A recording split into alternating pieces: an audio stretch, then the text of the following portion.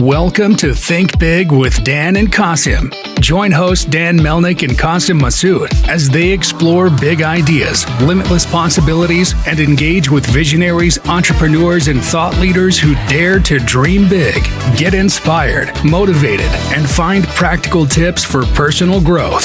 Think big, dream bigger, and ignite your potential.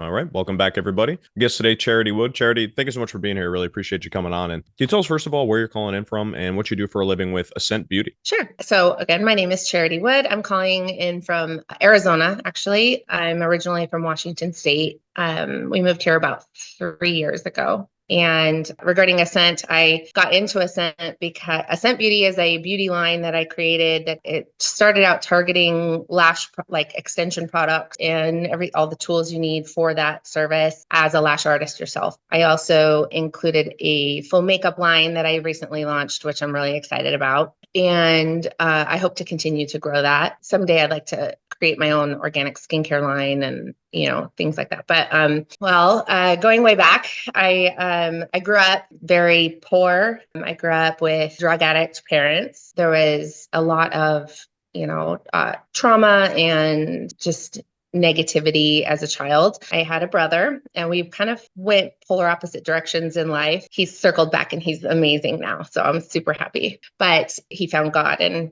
it's changed his world. So, and therefore has changed mine, but we kind of, I just decided I would never be like them. I'd never touched a drop of alcohol in my life. I never did a drug. I was like, no, not for me.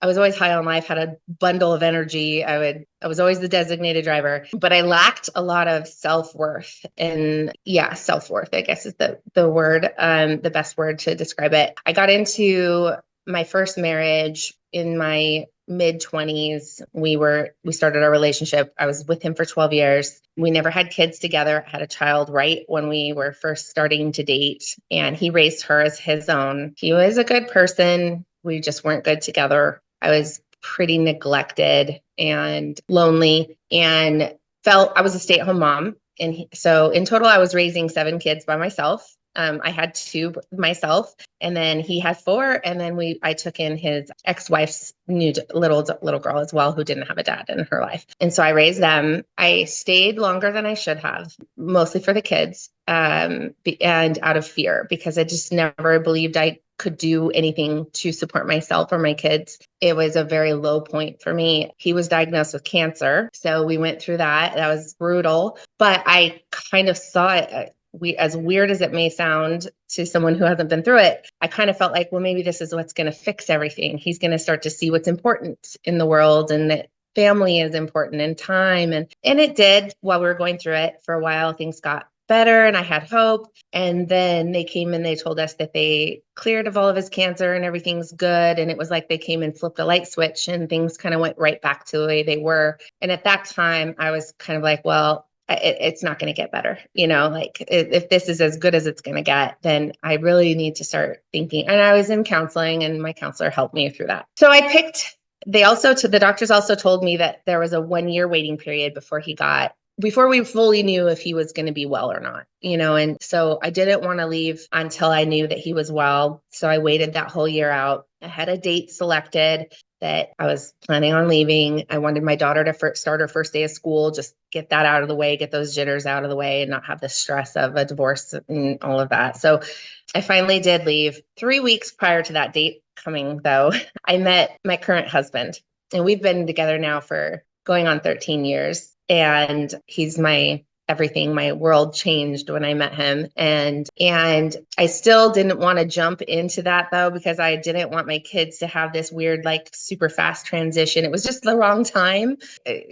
Apparently it was God's plan, but I don't know. So I ended up waiting a couple of months, staying in the house with my ex, but he was never there. So when he was home on the weekends, I would leave and go stay with my best friend. Long story short, I ended up that got old real quick. And my now boyfriend at the time, was encouraging me to move in. I finally decided, okay, I don't really have another choice. I didn't have a job. I didn't know what I was going to do to support myself. And I was like, all right, let's just go for it.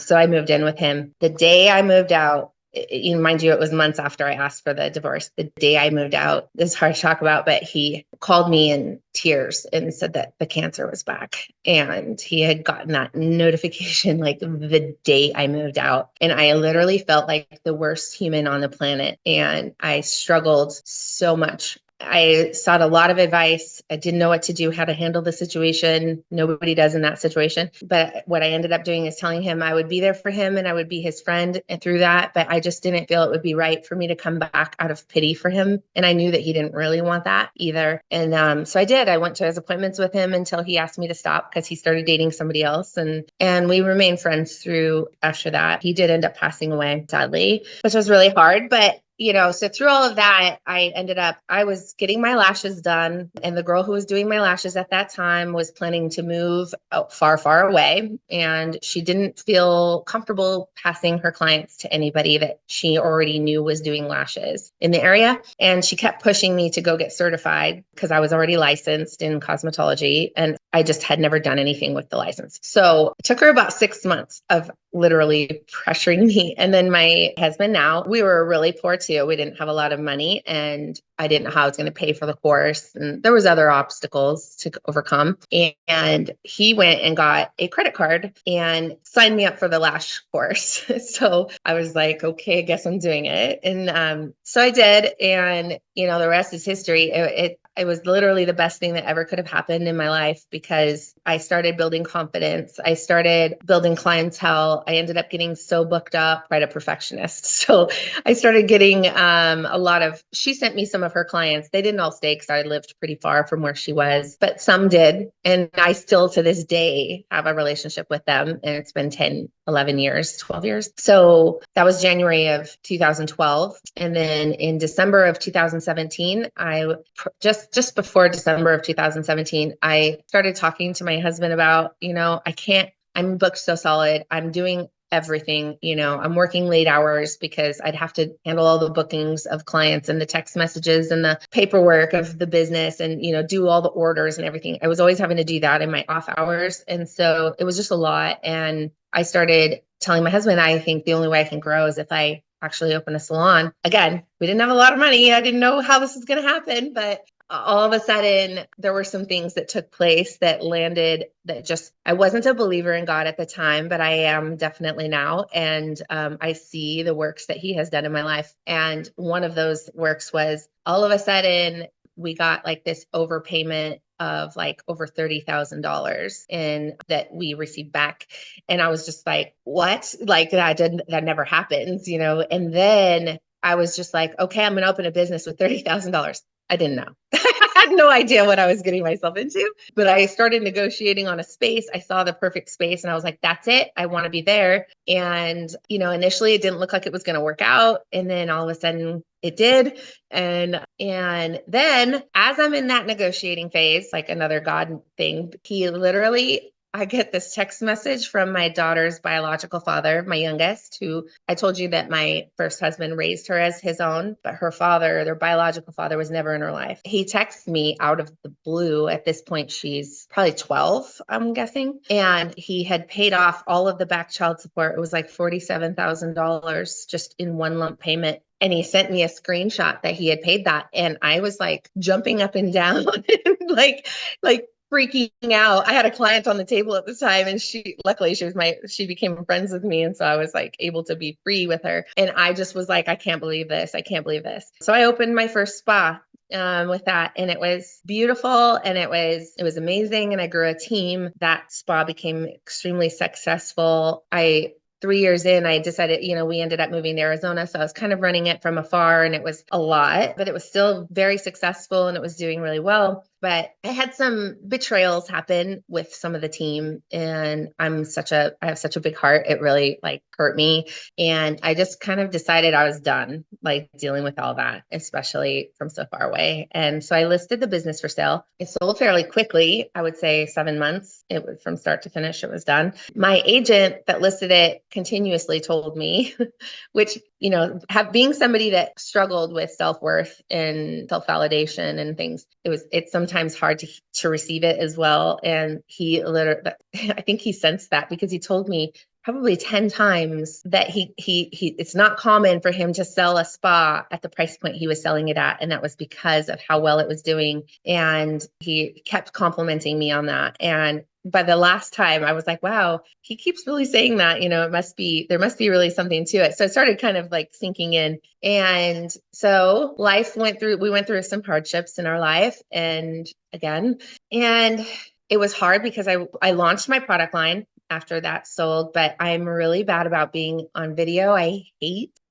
being on video. Like, I don't mind this because we're talking to each other, but it's like that fake social media that everybody has to be, something they're not. And it's not me. It's not who I am. So I suck at it. And so nobody really knows that my product line exists. So I have sales trickling in here and there, but it's not taking off like I would love for it to. It's such good products. It's just they don't know that they exist. So I launched the product line and it wasn't really doing well. And we used most of the funds to pay down our house. We were trying to be responsible and pay down our home and, stuff like that. And then my husband, a few months later, says, I think we need to open another shop.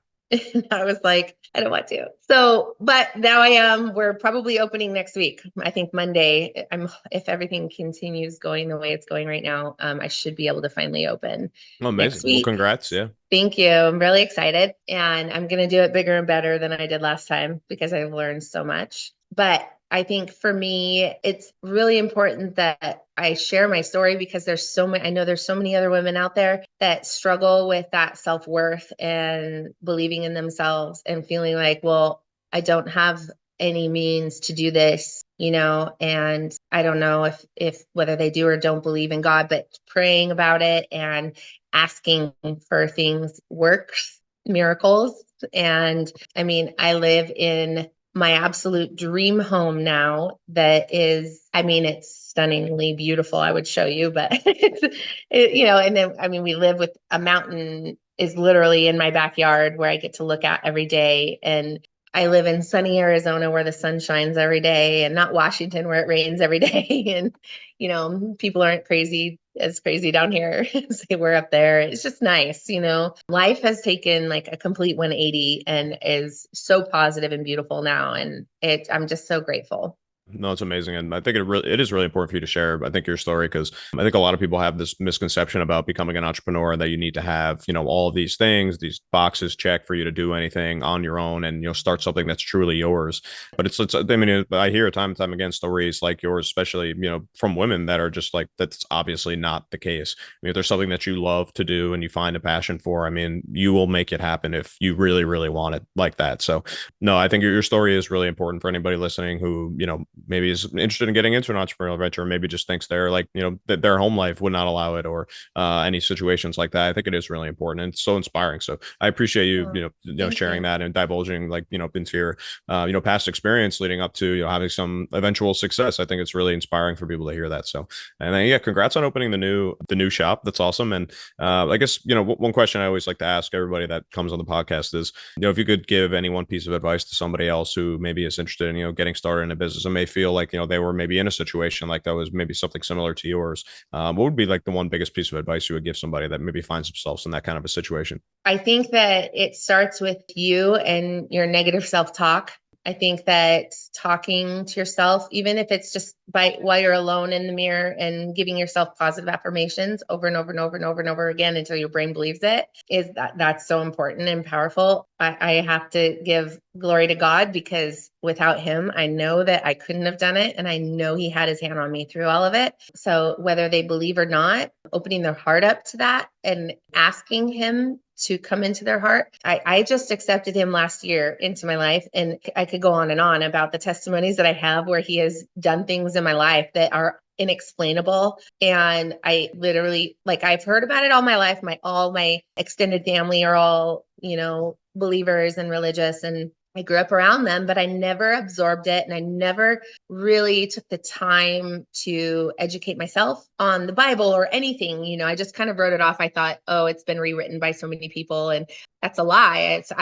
It's a lie I believed. I just never looked into it for myself. So I think by, talking to God is seriously, he does miracles. I don't know how to explain the things that have taken place in my life without him being involved. And that, and then also believing in yourself that you can do it, and that where there's a will, there's a way. I did it with no loans. I mean, I did have to tap into some credit cards in addition to the money that I had that I told you about. I also kind of went bougie a little bit. So there's, my spa. So, and, I mean, it is so doable if you have the right mindset. I mean, I work long hours on the computer, getting everything ready and, all of that. But once you have to put hard work in, but if you're willing and you are capable, if you're willing, like anybody can do it. It's just doing it and believing that you can do it,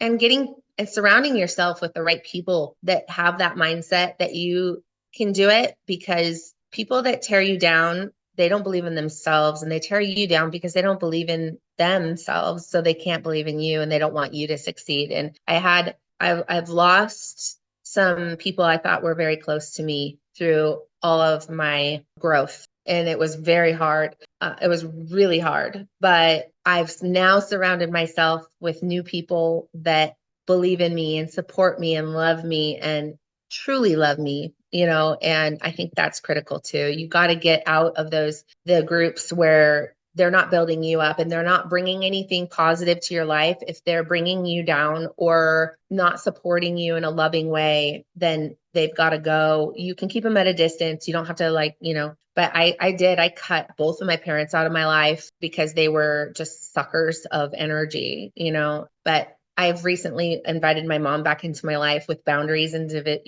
I had some serious clear boundaries in place, and it's good. It's going good.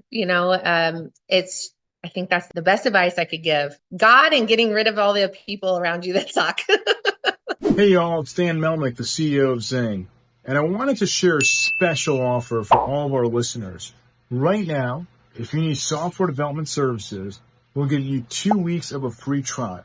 Do you need to update your website? Do you want to build a mobile app? Do you want to update something that you've been working on for a long time? We've worked in a high-level technologies like AI, machine learning, blockchain. So shoot me a text, 817-874-2208. Thank you.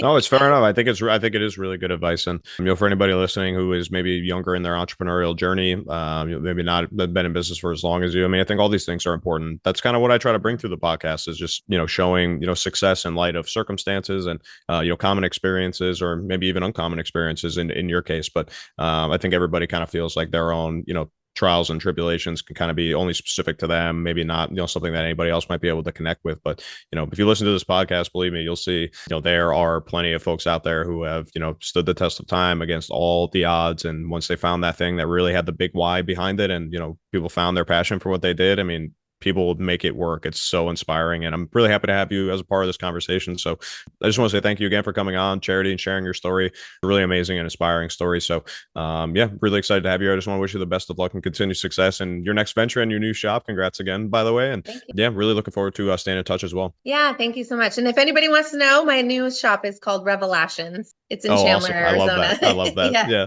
Thank you. Awesome. Yeah. Thank you, Charity. Thanks, everybody. Yeah, thank you. Have a blessed day. You too. Okay, bye-bye. Take care.